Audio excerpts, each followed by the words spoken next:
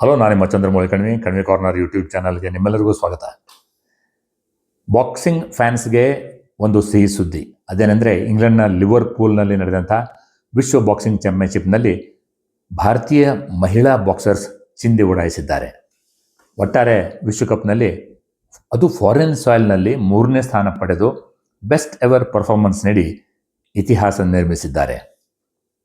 ಮೊದಲನೇದಾಗಿ ಅಜ್ಜ ಕುಸ್ತಿಪಟು, ಇಬ್ಬರು ಚಿಕ್ಕಪ್ಪ ಬಾಕ್ಸಿಂಗ್ ಚಾಂಪಿಯನ್ಸ್.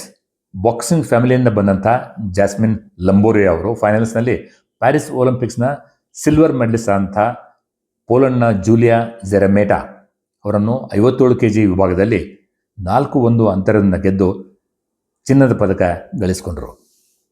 ಮತ್ತೊಬ್ಬ ನಮ್ಮ ಹೆಮ್ಮೆಯ ಮಹಿಳಾ ಬಾಕ್ಸರ್ ಆದಂಥ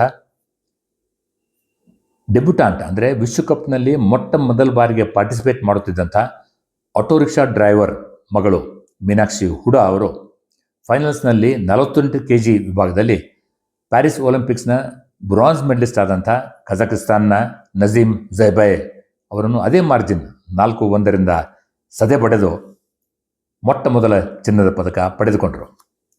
celebrations continued for India. 80 kg ಕ್ಯಾಟಗರಿಯಲ್ಲಿ, 80+ ಕ್ಯಾಟಗರಿಯಲ್ಲಿ ಲೆಜೆಂಡರಿ ಬಾಕ್ಸರ್ ಹವಾಸ್ ಸಿಂಗ್ ಅವರ ಮೊಮ್ಮಗಳಾದಂಥ ನುಪುರ್ ಶೆರಾನ್ ಅವರು ಬೆಳ್ಳಿ, ಹಾಗೂ 80 kg ವಿಭಾಗದಲ್ಲಿ ಪೂಜಾ ರಾಣಿ ಕಂಚಿನ ಪದಕ ಗೆದ್ದು ಸಂಭ್ರಮಿಸಿದರು.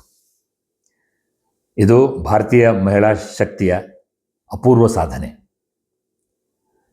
ಈ ವಿಡಿಯೋ ನಿಮಗೆ ಇಷ್ಟವಾದರೆ ಲೈಕ್ ಮಾಡಿ, ಶೇರ್ ಮಾಡಿ, ಹಾಗೂ ಮುಖ್ಯವಾಗಿ ಸಬ್ಸ್ಕ್ರೈಬ್ ಮಾಡಿ. ಬಾಯ್ ಬಾಯ್.